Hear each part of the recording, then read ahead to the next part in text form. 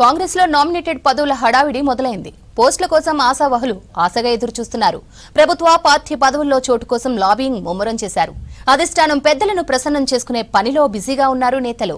కొత్త ఏడాదిలో 25కు పైగా నామినేటెడ్ పదవుల భర్తీకి హస్తం పార్టీ అనౌన్స్ చేయనున్నట్లు తెలుస్తోంది.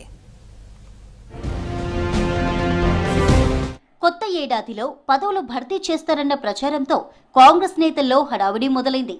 ఇప్పటికే పార్టీ ప్రభుత్వ పదవుల కోసం చాలా మంది లీడర్లు ఖర్చీఫ్ వేసుకొని మరీ ఉన్నారు. అధిష్టానం ఎప్పుడు అవకాశం ఇస్తుందనే దానిపై ఆశావాహులు 1000 కళ్లతో ఎదురు చూస్తున్నారు.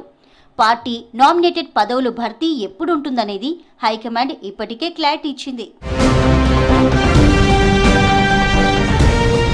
ఇక పార్టీ పరంగా పీసీసీలో వర్కింగ్ ప్రెసిడెంట్ పదవులను భర్తీ చేయాల్సి ఉంది. మరోవైపు ప్రచార కమిటీ చైర్మన్ లాంటి కీలక పదవి ఎవరికి వస్తుందనే లెక్కలు వేస్తున్నారు ఆశావాహులు. ఇక ఇటీవల డీసీసీ అధ్యక్షులను ప్రకటించారు. జనవరి 1 లోపు డీసీసీ పూర్తిస్థాయి కార్యవర్గాన్ని ఏర్పాటు చేయాలని ఏఐసీసీ నుంచి పీసీసీలకు ఆదేశాలు అందాయి.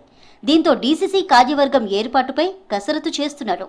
రెండో విడత నామినేటెడ్ పదవులను కొత్త ఏడాదిలో అనౌన్స్ చేయనున్నారు.